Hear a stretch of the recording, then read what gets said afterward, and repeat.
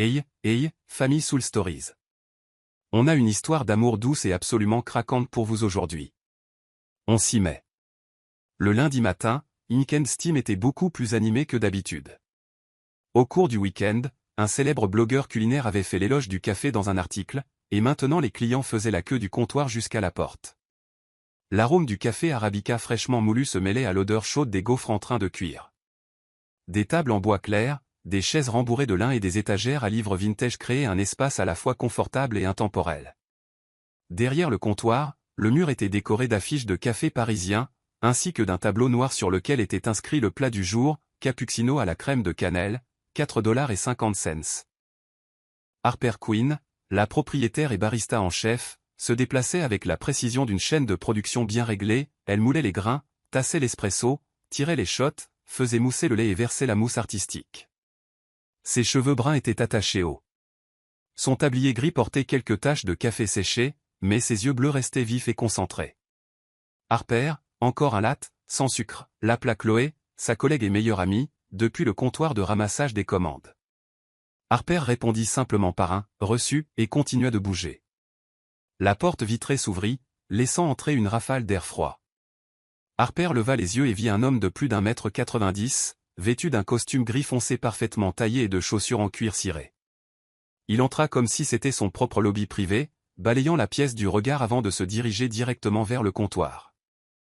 Sans un mot, il se plaça devant un étudiant qui attendait dans la file, posa un billet de 20 $ sur le comptoir et parla d'un ton bas, uniforme, mais indubitablement froid. Un double espresso, tout de suite. Je n'ai pas le temps d'attendre. Harper se figea. Ce n'était pas une demande, c'était un ordre.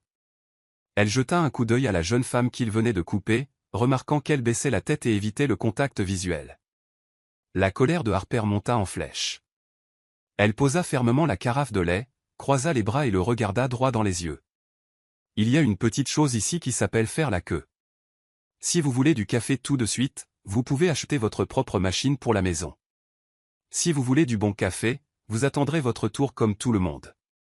Quelques habitués laissèrent échapper des « oh » silencieux. Un homme plus âgé dans un coin gloussa.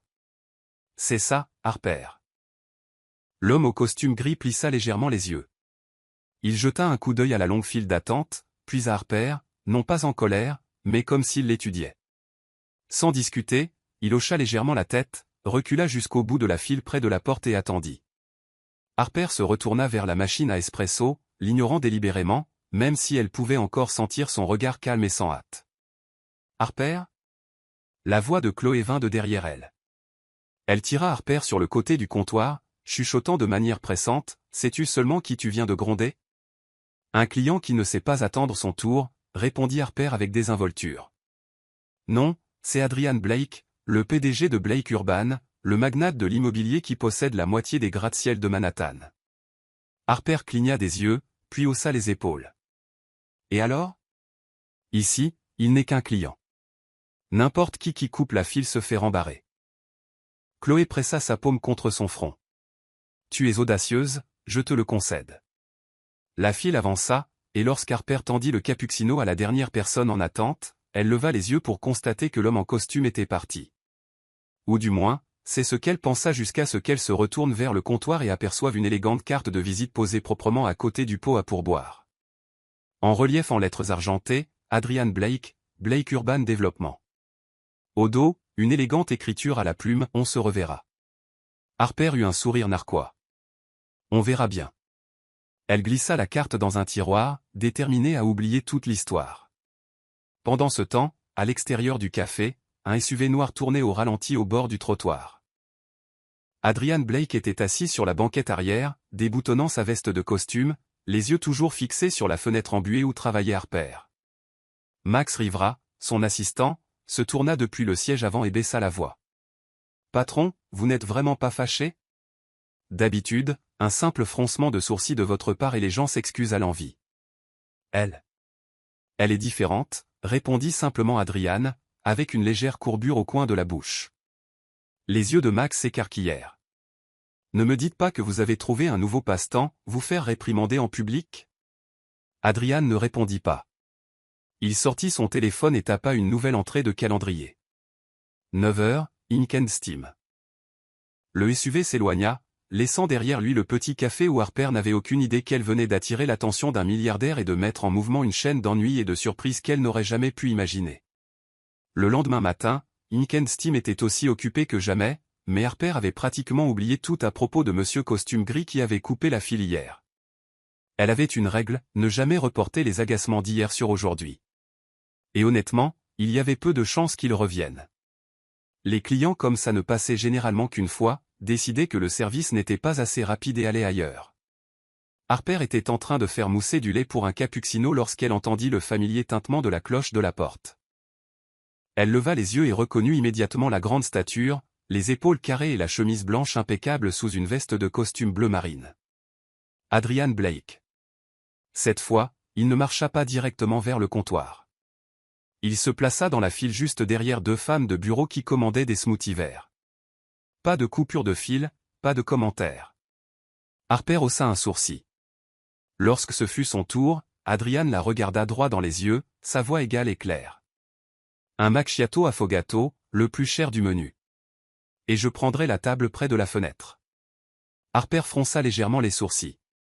Le macchiato affogato était une spécialité, un espresso chaud versé sur de la glace à la vanille italienne, surmonté d'une fine couche de mousse. Pas une commande courante. Elle hocha la tête, prit son paiement et commença à préparer la boisson. Pendant ce temps, Adrian s'assit calmement à la table 5, juste à côté de la grande fenêtre donnant sur la rue. Il déplia une copie du Wall Street Journal à côté d'une pile de plans de développement urbain. La lumière du matin y pénétrait, scintillant sur la monture de ses fines lunettes, le faisant ressembler à quelqu'un sorti tout droit d'une couverture de magazine. Harper apporta la boisson et la posa. « Votre café. »« Merci. » Adrian replia son journal et la regarda. « J'aime votre franchise. Dans mon métier, les gens me disent rarement la vérité. » Harper croisa les bras, gardant ses distances. « Je suis juste les règles. Ne pas bloquer le comptoir. Hier, vous avez clairement bloqué le comptoir. » Les lèvres d'Adrian se courbèrent légèrement comme s'il réprimait un sourire. L'assistant de Max, assis à la table voisine en sirotant un thé glacé, intervint soudainement. « Mon patron vient peut-être de trouver un nouveau passe-temps. » Une table d'étudiants à proximité se mit à rire. Harper esquissa aussi un bref sourire, mais Adrian se retourna et lança à Max un regard assez tranchant pour qu'il se réfugie dans son téléphone. Juste à ce moment-là, le café entra en mode rush. Chloé se précipitait entre les tables. Harper était à la machine à espresso et les clients continuaient d'affluer. Les chaises de la table 3 étaient coincées, empêchant les nouveaux arrivants de s'asseoir.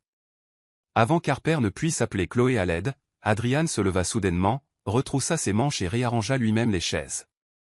Il attrapa même une serviette pour essuyer de l'eau renversée. Plusieurs clients le regardèrent avec surprise. « Qu'est-ce que vous faites » demanda Harper, à moitié méfiante. « J'aide. Dans mes projets, je vérifie chaque détail moi-même. Rien de trop difficile là-dedans. » Il retourna à sa table aussi tranquillement que si rien ne s'était passé. Harper resta immobile un instant. Il n'est pas aussi arrogant que les rumeurs le disent, pensa-t-elle, mais se secoua rapidement. Elle n'allait pas se laisser influencer.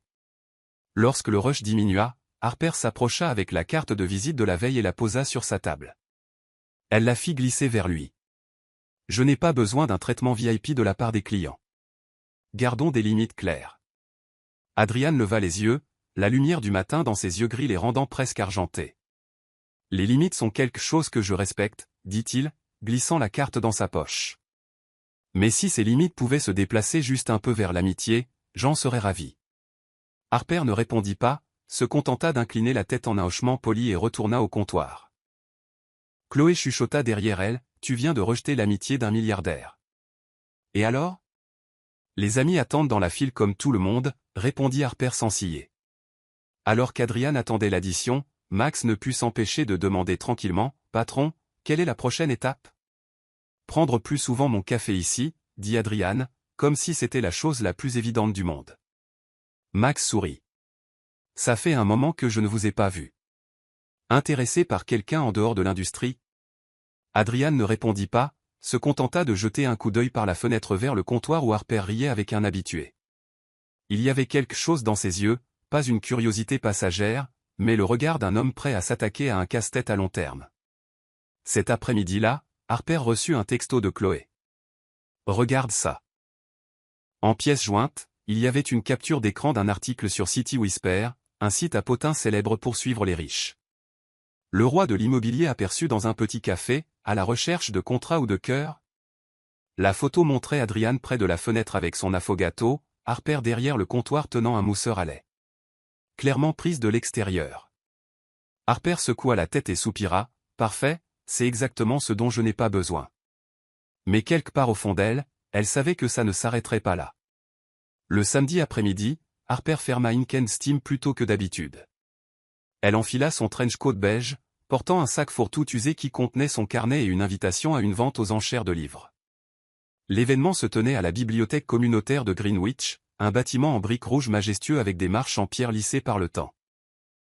C'était une vente aux enchères de livres rares pour collecter des fonds pour le projet L'étagère à livres pour enfants, et Harper avait un prix en vue, une traduction anglaise vintage des Fleurs du mal de Baudelaire, une édition rare des années 1920.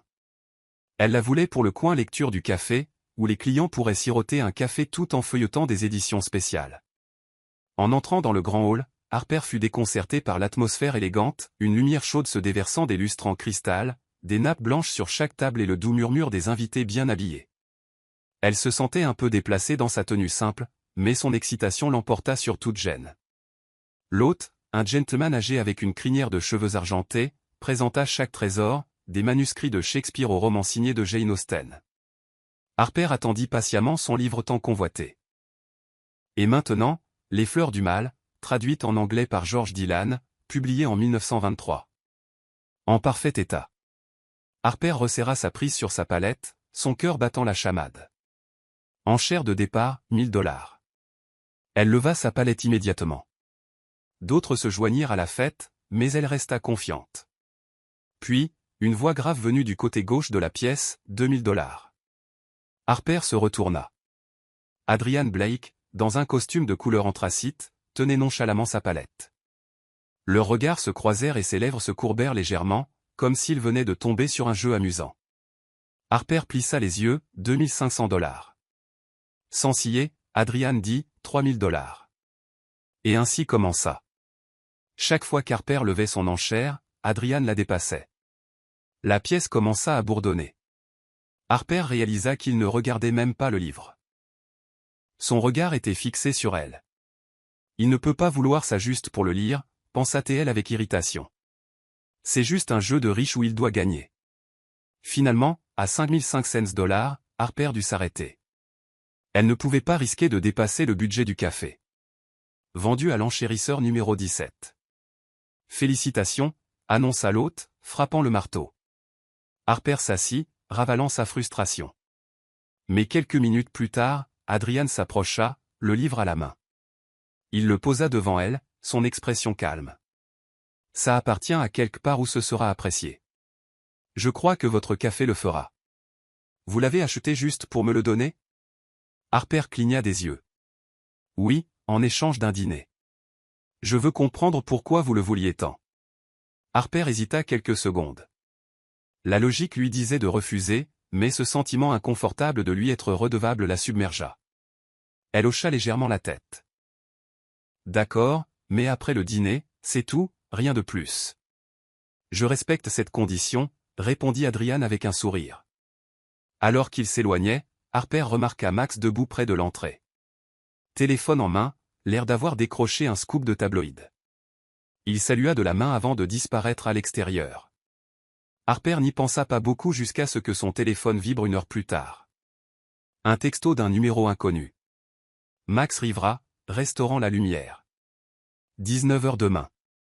Le menu convient à quelqu'un qui aime gronder mon patron. En pièce jointe, il y avait un lien vers le restaurant français le plus luxueux de la ville, avec des photos de tables éclairées à la bougie et de plats exquisément dressés. Harper soupira. Il était clair qu'elle était entrée plus profondément dans leur jeu. Mais quand elle baissa les yeux vers les fleurs du mal dans ses mains, ses doigts traçant le bord de sa couverture, elle ne put s'empêcher de sourire. Elle glissa le livre dans son sac fourre-tout et sortit de la bibliothèque. Sur les marches, Adrian parlait avec un donateur, mais ses yeux étaient toujours sur elle, comme s'il avait déjà prévu juste un dîner, rien de plus, et savait que cela ne s'arrêterait pas là. Harper n'avait jamais mis les pieds à la Lumière, le restaurant français le plus réputé de la ville, jusqu'à ce soir. Au moment où elle franchit les portes en bois peint en noir, elle eut l'impression d'être entrée dans un autre monde. Des lustres en cristal projetant une douce lueur dorée, un épais tapis rouge sous ses pieds et les douces notes d'un violon se faufilant dans l'air. Elle portait une robe en tricot bleu à col rond, longue jusqu'aux genoux, sous son trench coat beige. Rien de trop sophistiqué, mais assez soigné. Harper se rappela, ce dîner est juste pour le rembourser pour le livre. Manger, dire merci, rentrer à la maison. Un serveur la conduisit devant des rangées de tables drapées de nappes d'un blanc impeccable jusqu'à un coin inattendu près d'un grand casier à vin et d'une bibliothèque miniature. Harper cligna des yeux de surprise. Dans un restaurant aussi chic, les étagères en noyer empilées de volumes reliés en cuir donnaient à l'espace un charme chaleureux et d'un autre temps. Adrian était déjà là, sa veste enlevée, les manches de sa chemise blanche impeccable légèrement retroussées. Lorsqu'il la vit, il se leva et tira poliment sa chaise. « J'ai choisi cette table en pensant que vous pourriez l'aimer, » dit-il, hochant la tête vers les étagères. Ils ont une belle collection de premières éditions d'auteurs français. Harper hocha légèrement la tête, son regard attiré par les tranches des livres. Certains qu'elle avait lus en traduction, d'autres non. Elle ne s'attendait pas à ce qu'un magnate de l'immobilier remarque de telles choses. Lorsque les menus arrivèrent, Adrian la laissa choisir en premier. Elle commanda une soupe à l'oignon et un poulet rôti avec une sauce au vin. Il opta pour un homard thermidor avec un bordeaux de 15 ans. Alors que les entrées étaient servies, Adrian commença « J'ai grandi dans le nord de la ville. Ce n'était pas le quartier le plus sûr à l'époque, mais ce dont je me souviens le plus, c'est la bibliothèque communautaire. Petit bâtiment, peinture écaillée, mais à l'intérieur, toujours chaud et calme. Je passais des heures là-bas à lire tout ce que je pouvais trouver. » Harper posa sa cuillère et le regarda. Pas vraiment l'image de l'homme d'affaires en acier que la presse dépeint. La presse écrit ce qu'elle veut, haussa-t-il les épaules. Moi, j'aime les livres. J'aime les endroits où tout le monde peut aller, peu importe qui ils sont. Harper se retrouva curieuse, mais garda sa vigilance. Elle changea de sujet. Et vous, vous venez souvent ici? Seulement pour des dîners d'affaires avec des partenaires. Mais ce soir, ses yeux se verrouillèrent sur les siens, est une exception. Il se pencha légèrement en avant, sa voix plus douce. Je sais encore si peu de choses sur vous. Votre famille? Pourquoi détestez-vous le clinquant? Harper se redressa. Je préfère garder ma vie privée. Les clients veulent du bon café, pas ma biographie. Adrian marqua une pause, puis hocha la tête. Assez juste, mais vous savez, cela ne fait que me rendre plus curieux. Harper sirota sa soupe, luttant contre l'envie de sourire. Il était exactement le genre persistant, un loup qui tournait patiemment en rond. Alors que les plats principaux arrivaient, un déclic d'appareil photo se fit entendre près de la porte. Harper ne le remarqua pas jusqu'à ce qu'elle voie la tête d'Adrian s'incliner, un scintillement d'acier froid dans ses yeux. Un homme en blouson de cuir avec un grand appareil photo prenait des photos de loin. La chaleur monta aux joues d'Harper. Super, maintenant je serai dans un titre comme Le rendez-vous secret du milliardaire. Est-ce que vous vous faites photographier comme ça souvent? Demanda-t-elle doucement. Trop souvent, répondit Adrian sèchement. L'homme prit encore quelques clichés avant de s'éclipser. Harper trouva soudain que son poulet était difficile à avaler. Sans faire d'histoire, Adrian fit signe au serveur et demanda l'addition immédiatement. Le dessert fut oublié. Il paya, se leva et dit « Allons-y ». Harper commença à protester, mais il était déjà en train de l'aider à enfiler son manteau. Dans le couloir arrière, il drapa son long par-dessus sur ses épaules, protégeant la majeure partie de son visage. « Désolé de vous avoir entraîné dans les projecteurs où je vis. J'ai oublié. Tout le monde ne veut pas y être. » Sa voix était basse et sincère. Harper fut momentanément déstabilisé. Elle avait supposé qu'il aurait accueilli l'occasion d'être photographiés ensemble comme de nombreux hommes d'affaires, mais il n'avait manifestement aucune affection pour l'appareil photo. Un SUV noir attendait dans l'allée. Max ouvrit la porte, jetant un coup d'œil à Harper avec curiosité, mais gardant le silence. Pendant le trajet de retour, Adrian parla peu, se contentant de petites discussions sur le café. Le silence n'était pas gênant, juste contenu. Lorsqu'ils atteignirent Inken Steam, Adrian lui rendit son manteau. « J'espère que les fleurs du mal à la meilleure place dans votre café. »« Oui, merci. » pour le trajet. Harper sortit, ressentant un mélange de soulagement et d'une pointe de quelque chose qu'elle ne pouvait pas tout à fait nommer. Cette nuit-là, en vérifiant les comptes du café, Harper reçut un texto de Chloé. « Hey, il faut que tu vois ça. » C'était un lien vers un nouveau poste de City Whisper. Qui est la femme en robe bleue? Le dîner intime du roi de l'immobilier Adrian Blake à la lumière. La photo en pièce jointe montrait clairement Harper, même si sa tête était baissée. Harper soupira. Elle savait que le lendemain, elle devrait répondre à une douzaine de questions de clients et s'inquiéter que le café soit scruté. C'était exactement ce qu'elle avait voulu éviter. Mais cette fois, il semblait que l'histoire lui avait échappé. À 9 h du matin mardi, Inken Steam ressemblait à un champ de bataille. Harper se tenait derrière le comptoir, les mains saupoudrées de marques de café, une légère pellicule de sueur sur son front. La raison? Son principal fournisseur venait de livrer moins de la moitié des grains d'arabica qu'elle avait commandés. Chloé se précipita et chuchota, ils ont dit que la livraison était coincée sur un autre camion. On n'aura pas le reste avant demain, mais on a assez de grains que pour environ 3 heures de plus. Harper fronça les sourcils, étouffant un soupir. 3 heures pendant le rush du matin, c'était loin d'être suffisant.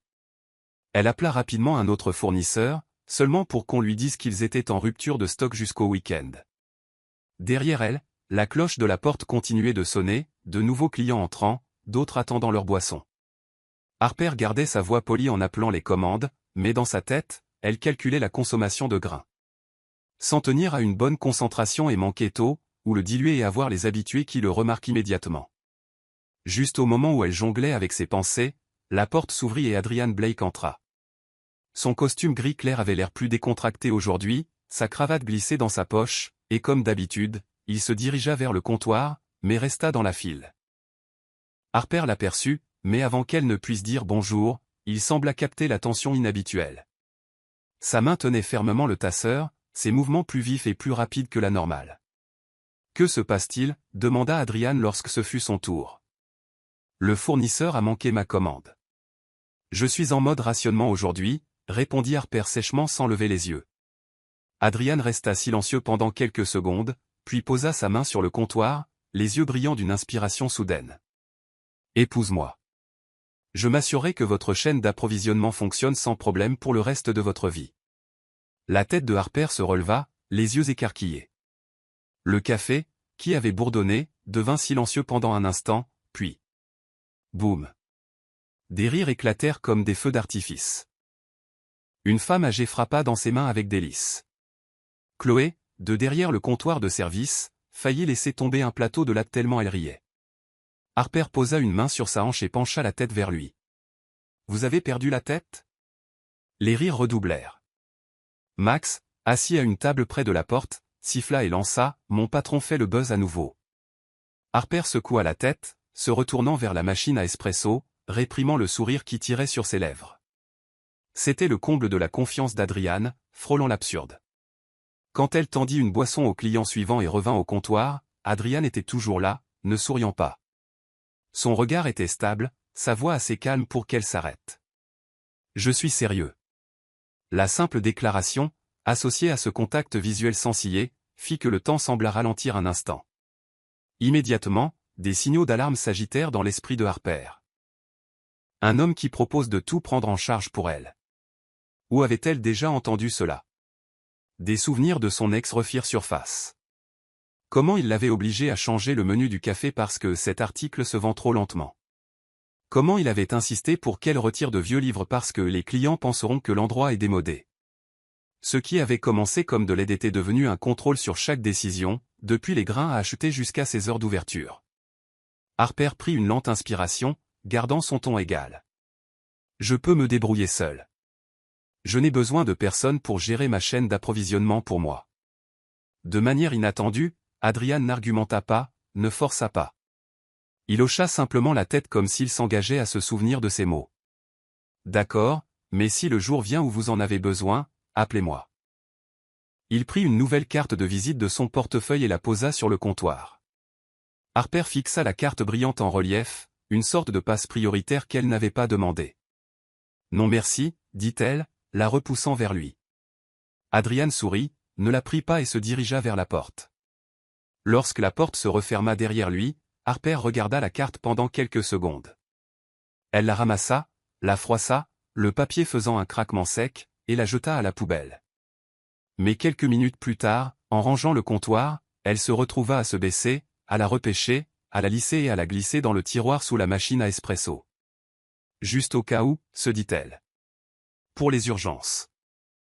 Mais au fond d'elle, elle savait que la garder n'avait rien à voir avec la chaîne d'approvisionnement du tout. Vous suivez toujours l'histoire? Si cette histoire vous a trouvé en dehors de Soul Stories, nous vous invitons chez vous, là où chaque conte émouvant commence par la vérité, l'espoir et le cœur.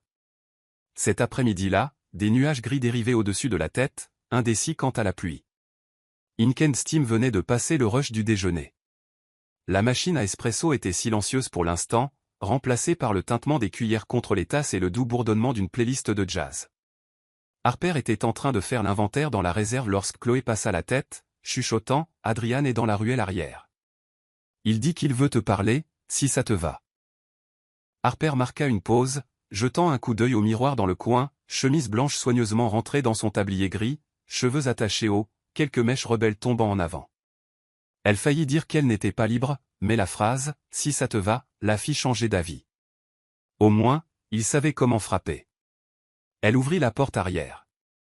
L'air extérieur portait l'odeur des pâtisseries de la boulangerie voisine, du bois humide des palettes empilées et une faible trace de gaz d'échappement de voiture. Le trottoir étroit longeait une rangée d'escaliers de secours boulonnés au mur de briques. Adrian se tenait à côté d'une jardinière en bois de menthe qu'Harper avait elle-même plantée, les manches retroussées jusqu'à ses avant-bras, sa veste drapée sur un bras.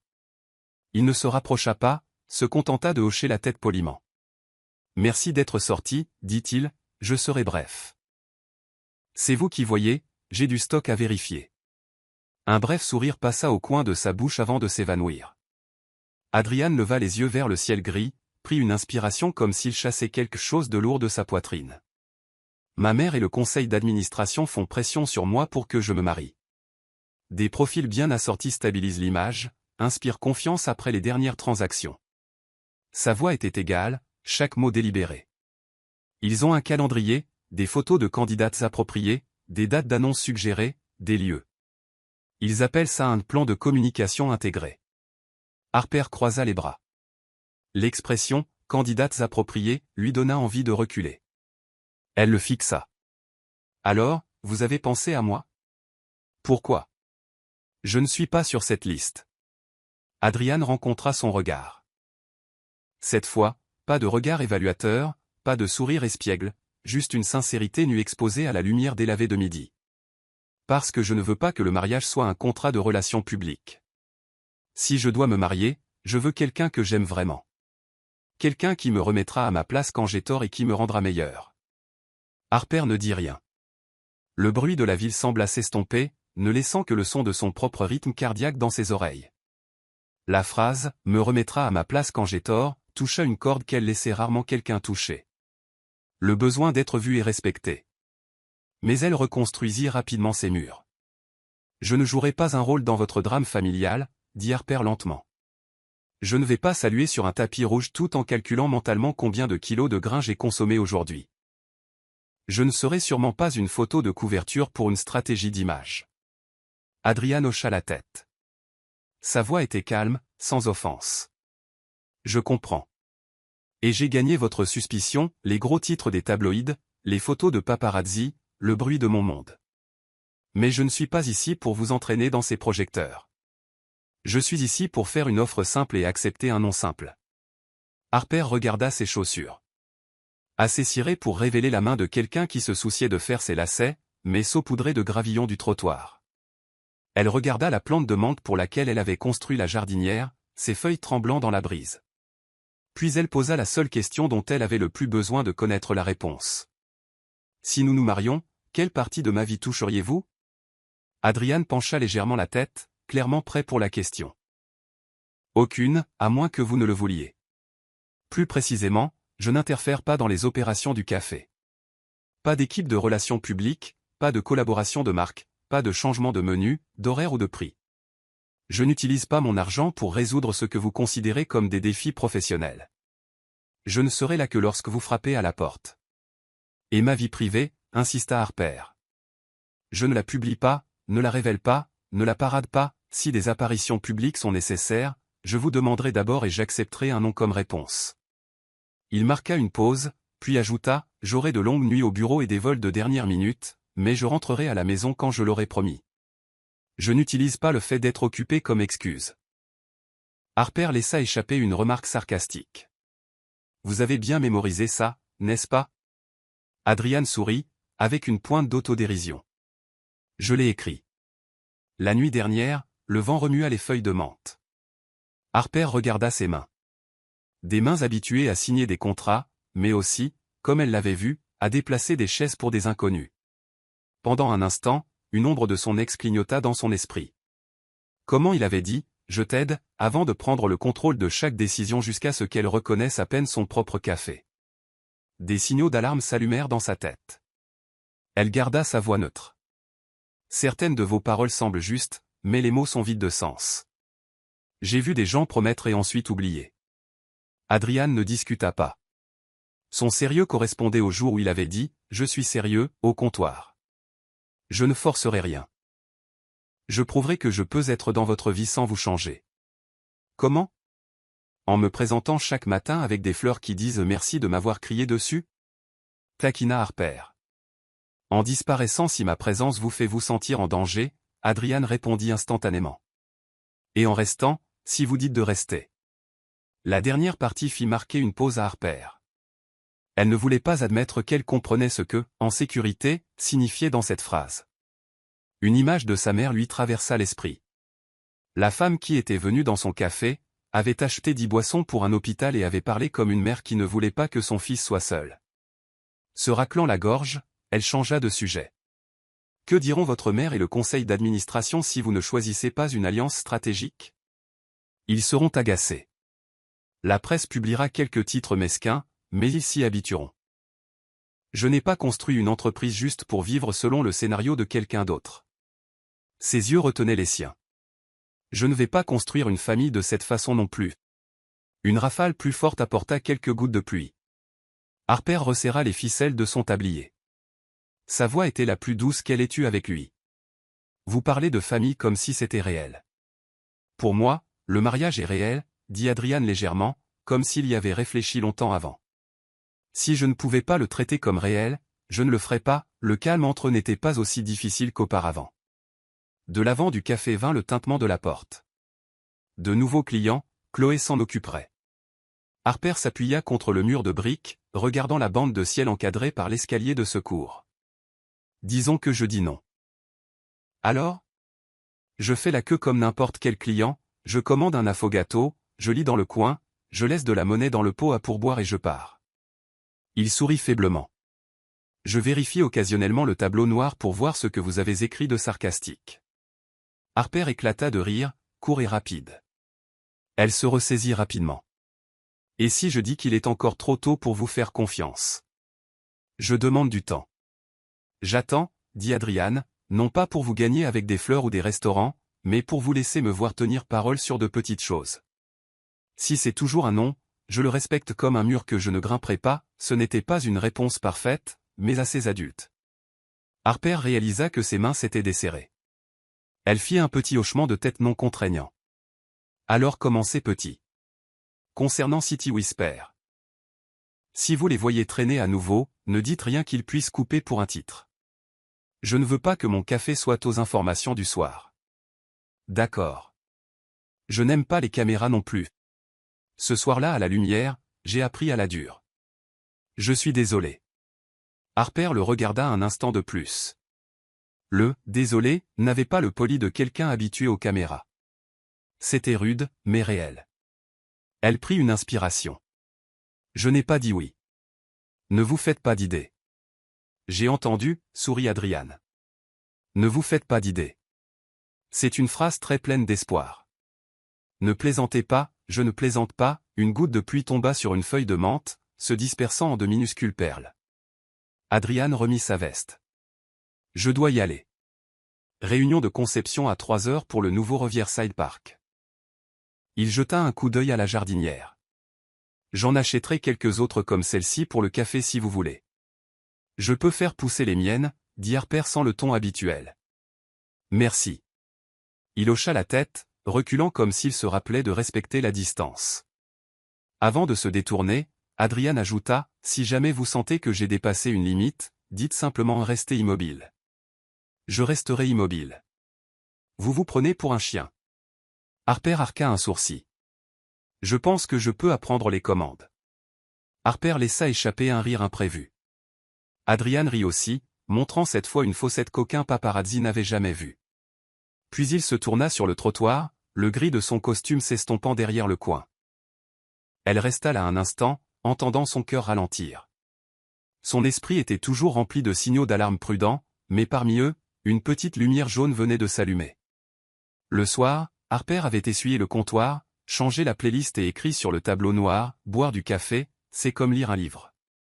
Ne vous arrêtez pas à la première page. » Des clients rirent, prenant des photos pour leurs histoires.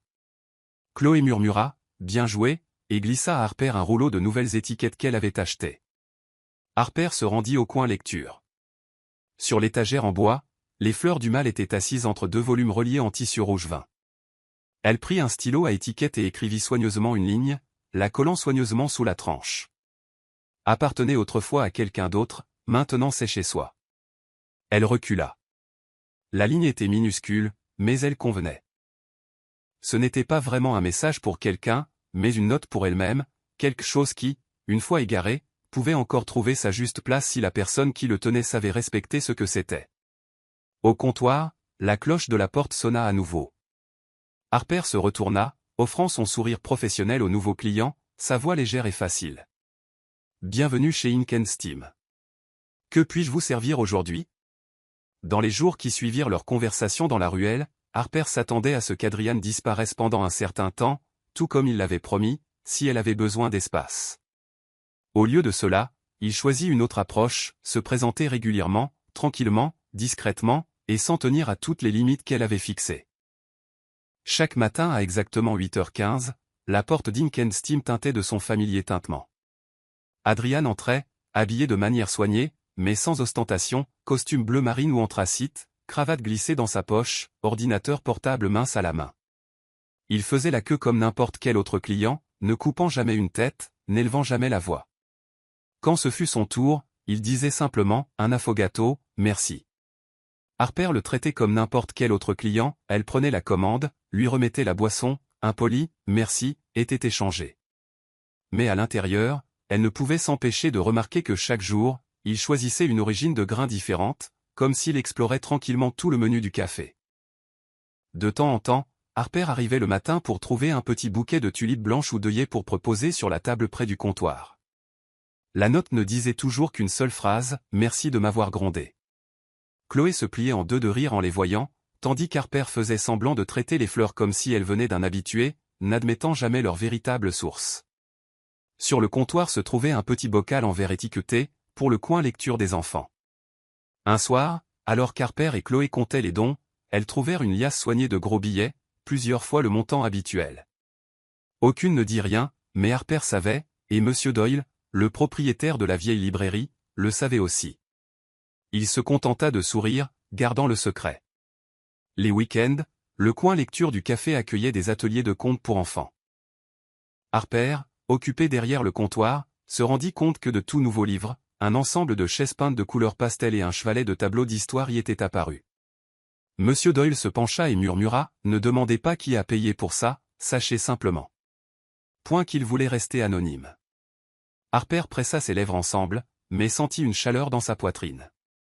Un matin, Harper arriva pour ouvrir le café et trouva un tableau blanc posé à l'extérieur. En marqueur coloré, il était écrit « Équipe mariage vs équipe pas encore ». 2 colonnes étaient prêtes pour que les clients y déposent des bulletins de vote. Chloé était postée juste à côté, souriant jusqu'aux oreilles. Votez pour une recharge de café gratuite. À la fin de la journée, l'équipe mariage gagnait haut la main, bien que l'équipe pas encore ait encore une poignée de votes, principalement de la part de Harper et d'un garçon de 7 ans qu'Adrian avait une fois surpris en train de se faufiler pour prendre un échantillon de café. Après une semaine de cette offensive douce, Harper décida qu'il était temps de mettre les choses au clair. 1. Pas d'interférence dans les opérations du café, y compris l'achat de fournitures, le choix du menu ou l'embauche du personnel. 2. Pas d'apparition médiatique, pas d'interview, pas de photos communes au café. 3. Pas d'utilisation d'influence pour résoudre des problèmes mineurs, comme le manque de lait ou la gestion des plaintes des clients. Adrian ne se contenta pas de hocher la tête, il sortit un carnet, signa sous le titre « Lui est approuvé » et le tendit à Harper. Considérez le contrat verbal officiellement signé, dit-il, à moitié en plaisantant. Un après-midi tranquille, Max, jouant l'assistant polyvalent, insista pour apprendre à faire un latte pour partager la charge de travail avec Harper. Le résultat ? De la mousse de lait débordant de la tasse, du café éclaboussé sur le comptoir et la buse à vapeur hors service pour le nettoyage. Harper était sur le point d'intervenir lorsqu'elle vit Adrian retrousser ses manches, prendre un chiffon et commencer à laver les tasses comme un barista aguerri, chaque mouvement lent, précis, méthodique. « Vous avez déjà fait ça ?» demanda Harper, surprise. « À l'université, je travaillais dans un café près de la bibliothèque », répondit Adrian avec désinvolture. Tous les emplois ne commencent pas dans une salle de réunion. Les lèvres de Harper esquissèrent un sourire, mais elle s'assura qu'il ne le voit pas. Ce soir-là, alors qu'Harper était en train de clôturer le grand livre des ventes, une mince enveloppe apparut à la porte du café. À l'intérieur se trouvait une invitation à un événement de collecte de fonds pour des livres à grande échelle à l'hôtel de ville. Dans le coin inférieur, en relief, en lettres embossées, sponsor principal, la Fondation Blake. Harper tint la lettre, la curiosité et la prudence se faisant la guerre dans son esprit. Qu'est-ce qu'il prépare maintenant? La nuit du gala, Harper choisit une simple robe midi vert olive avec une veste légère. Ses cheveux étaient attachés bas, son maquillage minimal. Chaque choix était intentionnel. Éviter d'attirer l'attention. Pour elle, c'était juste un événement communautaire, une chance de rencontrer de petits partenaires, de parler des projets de livres pour enfants et de rentrer assez tôt pour ouvrir le café le lendemain. Le grand hall de l'hôtel de ville brillait d'une lumière dorée chaude, un piano jouant doucement dans un coin de la scène. À la table de réception recouverte de linge blanc, les invités s'inscrivirent et reçurent des badges nominatifs. Harper balaya la pièce du regard, des visages familiers d'organisations à but non lucratif, quelques enseignants, des gens du monde de l'édition. L'atmosphère bourdonnait d'une énergie polie. Elle choisit une table à l'écart, près du fond, s'asseyant à côté de M. Doyle et d'une bibliothécaire plus âgée. Après quelques plaisanteries, Harper sortit son carnet, prête à écouter les présentations sur les nouveaux projets de la bibliothèque. Lorsque le maître de cérémonie présenta « notre principal sponsor », la Fondation Blake, les doigts d'Harper se serrèrent sur la sangle de son sac. Adrian sortit des coulisses dans un costume noir parfaitement taillé et une cravate argentée, se comportant comme si c'était sa propre salle de réunion. Les applaudissements roulèrent dans le hall. Il commença à parler de l'importance de soutenir les bibliothèques communautaires, du besoin pour les enfants d'avoir des espaces sûrs pour lire. Sa voix était basse, stable et pleine de conviction. Harper, malgré elle, dut admettre que c'était un orateur doué. Mais ensuite, vers la fin, le regard d'Adrian balaya la foule et atterrit exactement là où elle était assise. « J'espère trouver quelqu'un avec qui lire pour le reste de ma vie. » Juste une phrase, mais toute l'audience se tourna vers Harper. Des murmures chuchotés montèrent, et quelqu'un à proximité lui fit même un sourire complice. La chaleur monta au visage d'Harper. Elle serra son carnet comme si cela pouvait la rendre invisible. C'était quoi, ça, bordel? Limite numéro 2. Pas d'apparition médiatique, pas d'indice ludique devant les médias. Il venait de la franchir.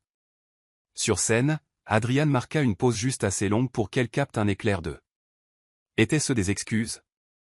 Il ne s'expliqua pas ni ne s'attarda, mais termina son discours rapidement et salua le public. Malgré tout, Harper ne pouvait pas faire comme si rien ne s'était passé. Être poussé sous les projecteurs devant des centaines de pères d'yeux fit s'emballer son pouls et trembler légèrement ses mains. Lorsque le programme fit une pause pour l'entracte, Harper commença à se lever, seulement pour apercevoir une silhouette trop familière près de la sortie, le photographe en blouson de cuir de la lumière. Son objectif d'appareil photo était dirigé droit sur sa table. City Whisper ne manquerait pas un moment comme celui-ci. Elle entendit le déclic, vit le doux éclair de flash. Le titre de demain s'écrivait déjà tout seul, « Future Madame le roi de l'immobilier taquine l'homme de sa vie ».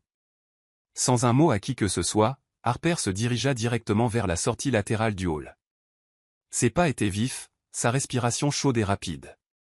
Quelqu'un, peut-être M. Doyle, l'appela doucement par son nom, mais elle ne s'arrêta pas dehors, la pluie avait commencé soudainement. Des gouttes froides lui piquaient les joues. Sa veste fut rapidement trempée. Harper trouva un petit auvent sur le côté du bâtiment et se plaça en dessous. L'odeur de la terre humide et le rugissement régulier de la pluie stabilisèrent lentement son rythme cardiaque. Elle regarda la rue où les phares s'estompaient à travers l'averse. Deux choix, rentrer chez elle et laisser tomber, ou retourner et dire à Adrian exactement ce qu'elle en pensait. Harper prit une profonde inspiration, resserra son col.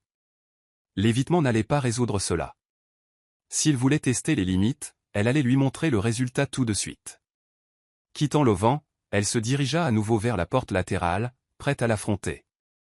Harper marcha rapidement dans le couloir latéral, l'eau de pluie s'accrochant aux manches de son manteau, glacial contre ses poignets. La lourde porte coupe-feu derrière elle étouffait le piano et le bavardage poli du hall principal. Seul le cliquetis de ses talons résonnait sur le sol de pierre. Elle tourna à gauche, se dirigeant droit vers la zone des coulisses. Des bénévoles transportaient des boîtes cadeaux. Un technicien du son ajustait un micro. Sur un mur, une maquette de scène était gribouillée au marqueur rouge. Adrian se tenait à l'extrémité près d'une toile de fond noir, parlant avec une coordinatrice d'événements. Sa veste était déboutonnée, quelques programmes glissaient sous un bras. Quand il la vit, sa conversation s'arrêta. Son expression se détendit comme s'il venait de rencontrer le moment qu'il savait qu'il allait arriver. « On a besoin de parler », dit Harper, sa voix basse mais tranchante. Il hocha la tête, tendit ses papiers à la coordinatrice et fit un geste pour avoir de l'intimité. Ils partirent, laissant juste assez d'espace pour que les deux se tiennent face à face. L'air sentait légèrement la toile peinte, le bois humide, l'huile de machine de la machinerie de scène et la pluie qui s'accrochait encore aux vêtements d'Harper. « Vous perturbez ma vie », commença T.L. sans détour. Adrian ne s'y a pas.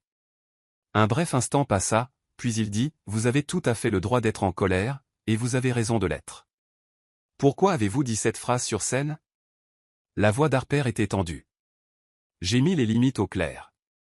Pas d'indices, pas de pic ludique devant les médias. Et pourtant vous. Je voulais juste que vous me remarquiez, » la coupa Adrian, sa voix baissant. « Comme le premier jour au café où vous étiez la seule à me dire la vérité. Dans des endroits comme celui-ci, personne ne parle honnêtement. Ils applaudissent sur commande, sourient sur commande. J'ai été égoïste. Je suis désolé. » Le rire d'Harper fut court et amer. Le prix de l'égoïsme, c'est que City Whisper va afficher mon visage sur un titre demain et que mon café devienne la toile de fond de leur potin. Y avez-vous pensé? J'y ai pensé, trop tard, et c'est de ma faute. Il n'essaya pas de la toucher ou de se rapprocher. Sa posture était solide, sa voix stable. Pas d'excuses. Si vous le voulez, je demanderai aux organisateurs de couper cette phrase de l'enregistrement. Je demanderai qu'elle ne soit jamais postée. Sa prise sur son sac se resserra. Sa colère ne venait pas seulement de la phrase, c'était le sentiment d'être poussé sous les projecteurs où chaque regard avait un sens. Elle prit une profonde inspiration. « J'ai peur d'être avalée tout entière, » dit-elle, les mots ouvrant une boîte qu'elle avait gardée fermée. J'ai aimé quelqu'un une fois qui a transformé tout ce qui était à moi en quelque chose de lui. D'abord, c'était une suggestion, enlève les vieux livres, ils ont l'air démodés. Puis une demande, change tes horaires pour que je puisse passer. Puis un ordre, laisse tomber cette boisson, ajoute celle-ci. Je connais mieux le marché. Un jour, j'ai regardé autour de moi et mon café n'était plus le mien. Il voulait même que l'enseigne porte son nom. J'ai fui ce genre d'aide. Elle s'arrêta. Le goût de la pluie était encore amer sur sa langue. Votre monde, ce sont les scènes, les auditoriums, les campagnes de relations publiques. Mon monde, ce sont les tables en bois, le café fraîchement moulu, un enfant qui lit son premier livre d'images. Nous vivons dans deux mondes différents. Ne perdez pas votre temps. La dernière phrase claqua la porte. Les yeux d'Adrian se fermèrent une seconde. Quand ils s'ouvrirent, il ne discuta pas. Je comprends, dit-il doucement. Et puis, exactement comme il l'avait promis dès le début, il recula, pas au sens figuré, mais littéralement. Un seul pas pour élargir l'espace entre eux. Si c'est ce que vous voulez, je disparaîtrai. Elle ne s'était pas attendue à la réponse aussi rapidement. Elle avait construit un mur de contre-arguments, mais soudain, le mur devant elle s'éloigna. La légèreté était gênante. Disparaître, répéta-t-elle, testant le son du mot. Je ne viendrai plus au café. Plus de fleurs, plus d'argent dans le pot, plus d'ateliers anonymes, pas une trace. Je vous laisserai. En paix. Il s'assura qu'elle avait compris, puis se tut. Un membre du personnel passa à la hâte entre eux avec une pile de programmes, murmurant des excuses avant de disparaître dans l'ombre. Le calme revint. Harper leva les yeux vers le vert pâle du panneau de sortie au-dessus d'eux, puis baissa les yeux vers le croissant humide qui fleurissait sur le sol sous ses chaussures. Une image étrange lui vint à l'esprit. La table près de la fenêtre d'Ink & Steam à 8h15 chaque matin, la lumière du soleil s'y rassemblant, un affogato suant dans son verre, un journal plié. Si demain cette table était vide, ressentirait-elle vraiment le soulagement qu'elle pensait vouloir? Ou le vide frapperait-il contre sa poitrine, laissant un écho qu'elle ne pourrait ignorer? Harper détestait les questions sans réponse immédiate. Elle le regarda de nouveau. Ses yeux ne fuirent pas. Pas de supplication, pas de négociation, juste ouverts, en attente. Je ne vous dis pas de disparaître, dit-elle lentement, puis se corrigea. Je n'ai pas décidé. Adrian ne sourit pas. Il fit le plus petit hochement de tête, comme quelqu'un qui reçoit une enveloppe non ouverte. C'est votre décision. Je n'y toucherai pas, vous n'aimez vraiment pas les caméras, demanda-t-elle soudainement, s'accrochant à quelque chose de concret. Non, répondit-il instantanément.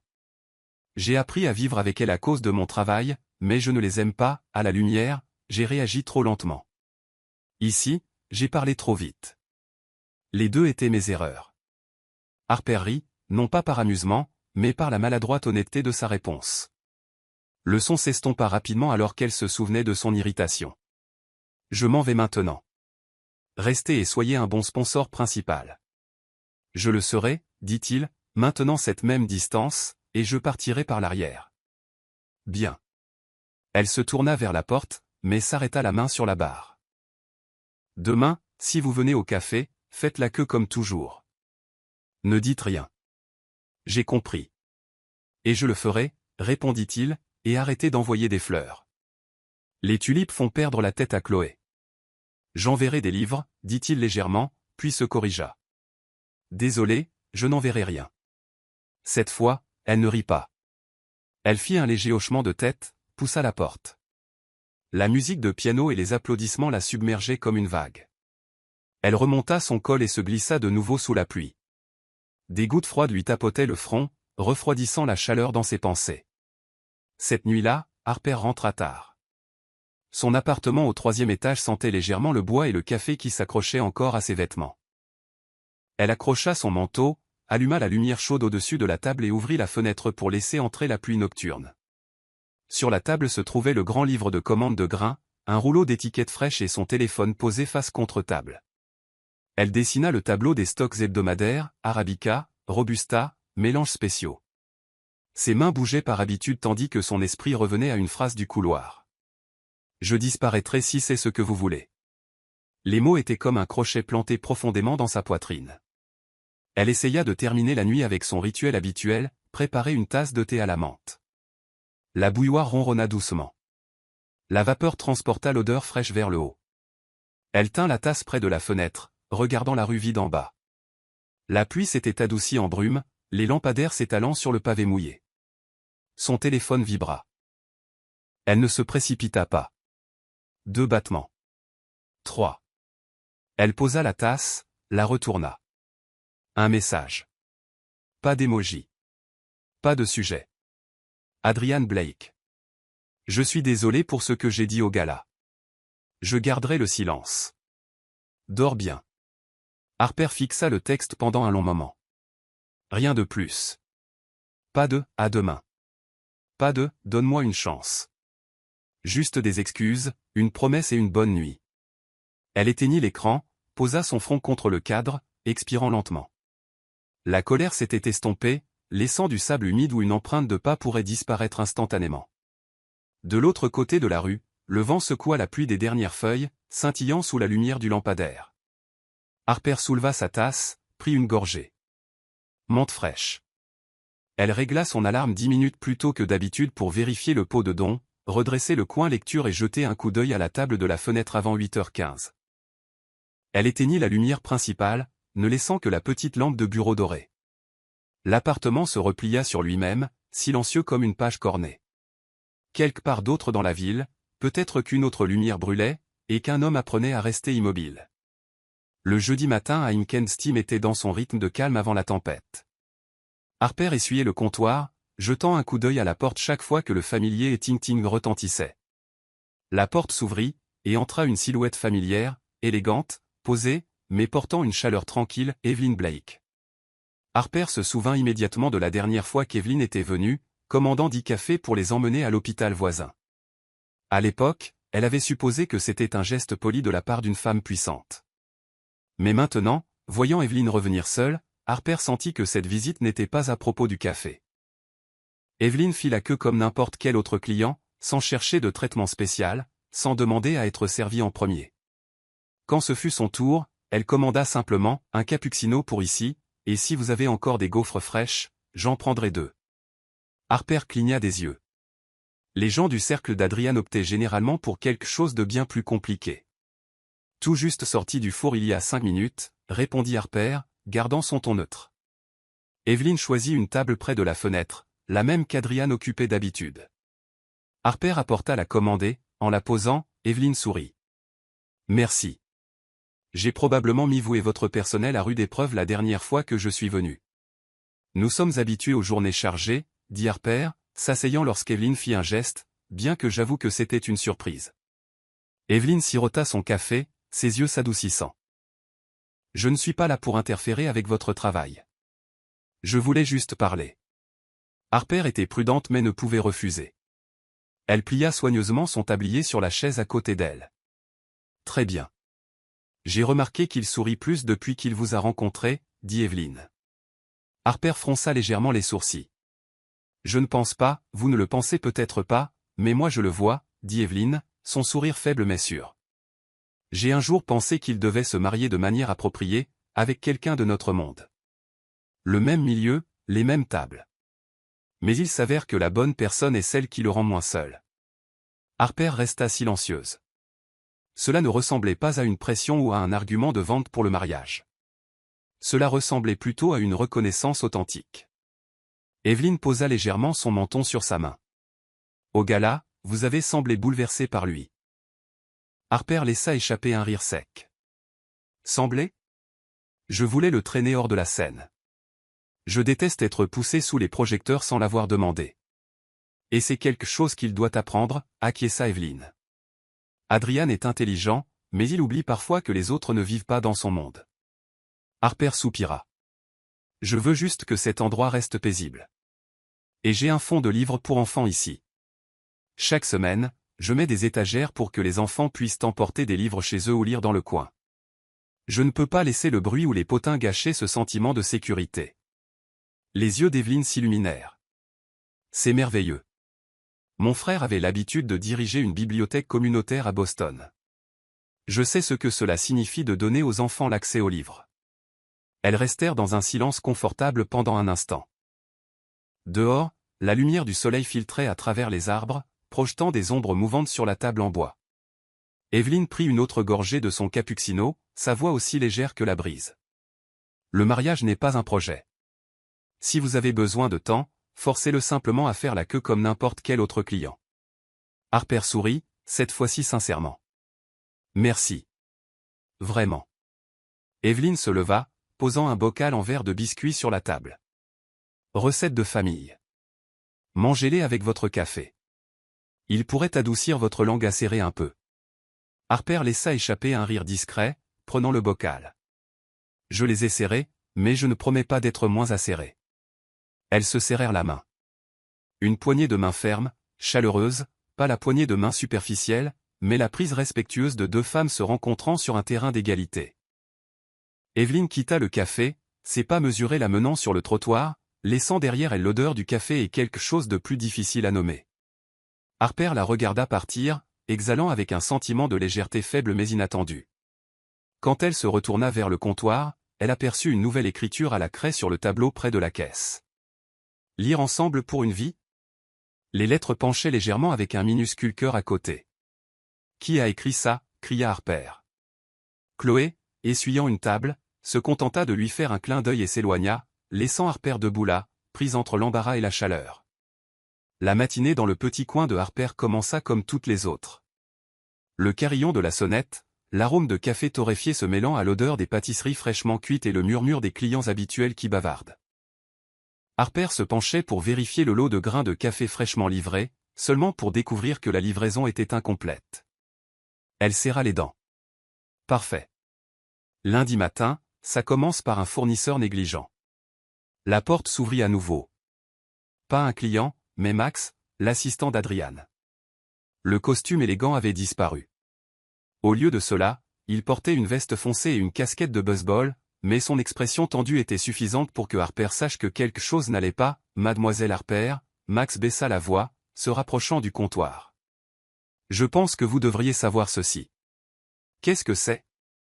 Harper leva les yeux, son ton toujours sur la défensive. Mon patron est malade. Forte fièvre depuis la nuit dernière. J'ai appelé un médecin, mais il ne veut laisser personne entrer. Harper fronça les sourcils. Et vous êtes venu ici pour vous le dire. Je pense que si c'est vous, il ne vous repoussera pas. Max posa un bout de papier avec une adresse sur le comptoir. Pantouse 58, Tour Avalon. Le reste ne dépend que de vous. Harper fixa le papier, sa poitrine se serrant légèrement. Je n'ai aucune obligation. Pourtant, la façon dont Max avait dit « si c'est vous » ne cessait de se rejouer dans son esprit, comme quelqu'un qui frappe doucement à une porte qu'elle avait gardée fermée. L'ascenseur privé glissa doucement devant les numéros lumineux. Lorsque les portes s'ouvrirent, Harper entra dans un espace si froid et parfait, qu'il semblait presque sans vie. De hauts plafonds, des sols en bois sombre, des peintures abstraites coûteuses et la ville entière qui s'étendait sous le ciel brumeux de midi. Adrian était assis sur un canapé en cuir, sa chemise blanche déboutonnée au col, ses cheveux légèrement ébouriffés, des cernes sombres sous les yeux. Il leva les yeux, la surprise et la confusion clignotant sur son visage. « Pourquoi êtes-vous ici ? Max a dit que vous étiez malade. Je voulais juste m'assurer que vous n'étiez pas allongé, mort, sur vos contrats. » Il laissa échapper un léger rire, coupé par sa voix rauque et sa respiration laborieuse. Harper posa son sac sur la table. Du thé au gingembre, du miel, des citrons et un contenant de soupe chaude. Tendez la main, elle tendit un thermomètre. Il obéit. 38,5 degrés Celsius. Avec une fièvre comme celle-ci, vous n'avez pas appelé de médecin? Vous vous prenez pour Superman? Harper le réprimanda, se dirigeant directement vers la cuisine. Tout était blanc et brillant, mais le réfrigérateur était presque vide. Elle fouilla et trouva juste assez de produits de base pour faire du thé et réchauffer la soupe. Adrian s'assit tranquillement, la regardant, ses yeux plus doux que d'habitude. « Je ne pensais pas que vous viendriez. Je ne pensais pas que je viendrais non plus. » Ces mots le laissèrent silencieux pendant un long moment. Alors que la pluie commençait à tomber, Harper se tint près de la paroi vitrée, ses doigts effleurant la surface fraîche. De là, la ville n'était rien d'autre que de minuscules points de lumière et des routes sinueuses. Elle comprit soudain pourquoi cet endroit semblait si solitaire et pourquoi il pourrait avoir besoin de quelqu'un pour le ramener sur terre. « C'est si haut, murmura-t-elle.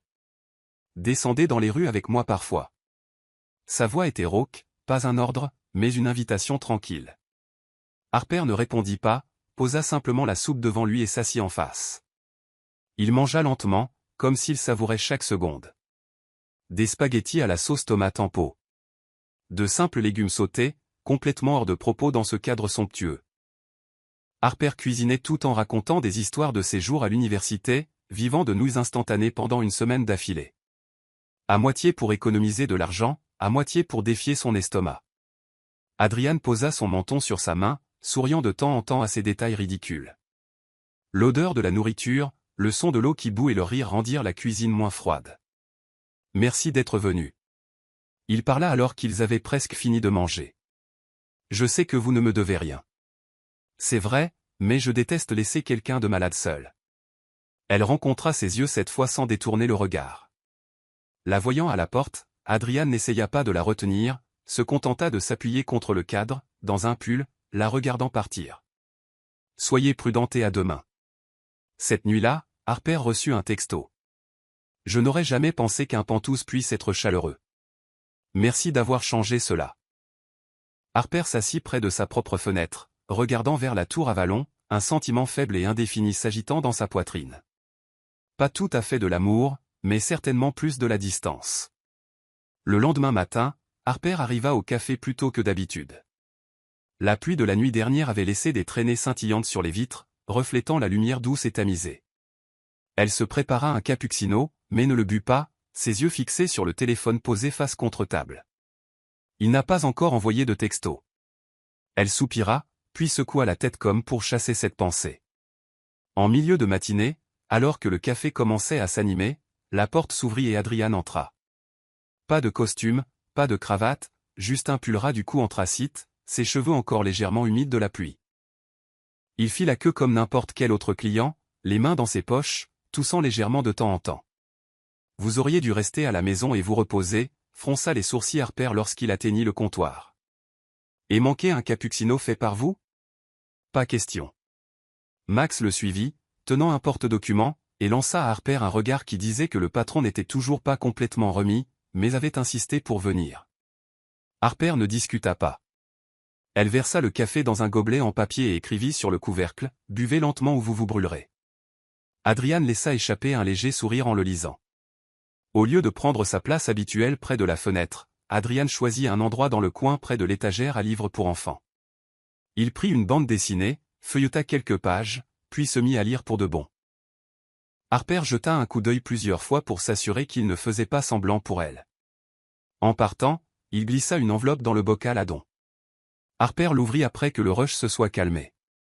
À l'intérieur, il n'y avait pas d'argent, mais un bon pour imprimer 200 livres de photos pour le prochain atelier du café.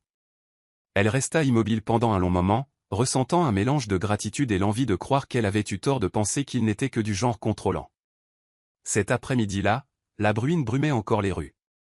Harper jeta un coup d'œil au tableau du menu, puis prit son téléphone et composa un numéro qu'elle avait failli effacer il y a quelques jours.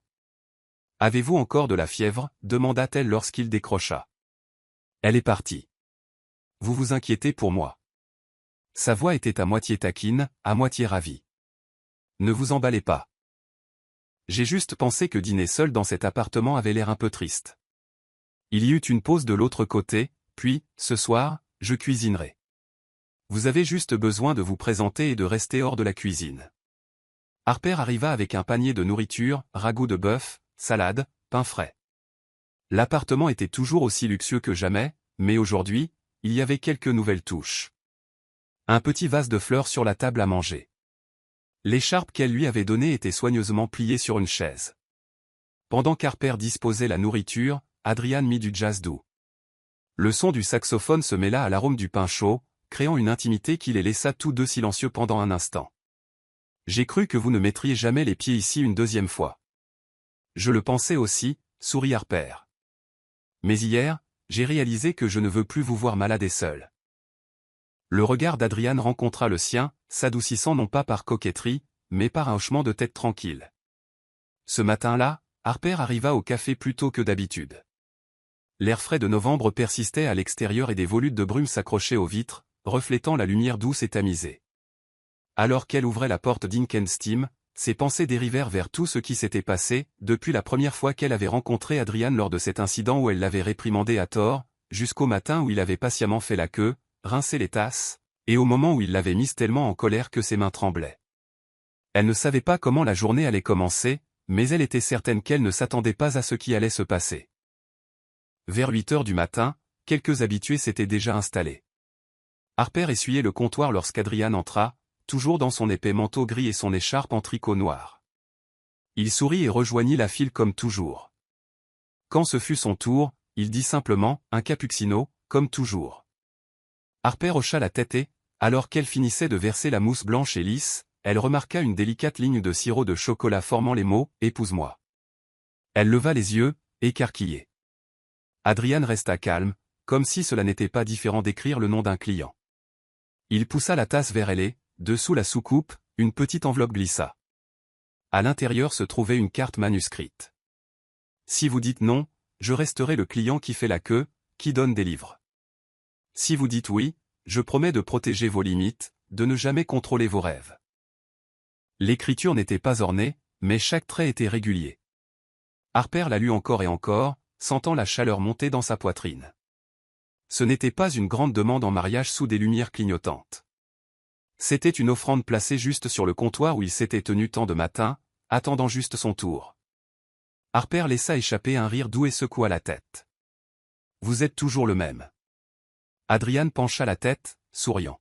« J'imagine que oui, mais vous êtes le genre de le même que je peux gérer. » Elle hocha la tête, clairement, sans hésitation. À ce moment-là, ce n'était pas seulement Adrian, tout le café sembla exploser. Chloé cria depuis une table. Enfin. Max essuya ses yeux, reniflant. Ne me dis pas que j'ai manqué de filmer ça. Adrian contourna le comptoir et serra Harper dans ses bras. L'odeur du café se mêla à l'odeur du bois et de son écharpe, un réconfort étrangement familier. Pas besoin de beaucoup de mots, juste un câlin. Mais c'était suffisant pour qu'elle sache qu'elle avait fait le bon choix cette fois. Le mariage eut lieu un après-midi d'automne doré. À l'intérieur de la bibliothèque communautaire restaurée, financée par un don anonyme l'année précédente. De hautes étagères, l'odeur de papier neuf mélangeait à celle du vieux bois. La lumière du soleil qui se déversait à travers les grandes fenêtres. Tout cela enveloppait le moment de chaleur et de grâce tranquille. Harper portait une simple robe blanche, tenant un bouquet de lavande et de petites marguerites. Adrian ne la quitta jamais des yeux, pas même pendant que le pasteur lisait les vœux. Lorsqu'ils échangèrent les alliances, il se pencha, murmurant juste pour elle. « Je continuerai de faire la queue chaque matin, même si vous êtes ma femme. » Le rire d'Harper éclata, se mêlant aux applaudissements. Avec l'investissement transparent d'Adrian, Inken Steam ouvrit un deuxième emplacement dans le quartier des Arts. Harper garda le contrôle total, elle embauchait le personnel, elle choisissait la sélection pour l'étagère de lecture gratuite. Les matins de week-end, Adrian s'asseyait souvent à la table du coin pour lire, aidant parfois à faire le café quand le café était occupé. Les habitués l'appelaient « le PDG qui lave les tasses ». Et il se contentait de sourire, ne le niant jamais. Le tableau noir à l'extérieur du café disait aujourd'hui « Épouse-moi ». Elle a dit oui. En dessous, de la petite écriture de Chloé, et il fait toujours la queue. De derrière le comptoir, Harper regarda la scène, son cœur plein d'un morceau qu'elle avait un jour pensé ne jamais retrouver.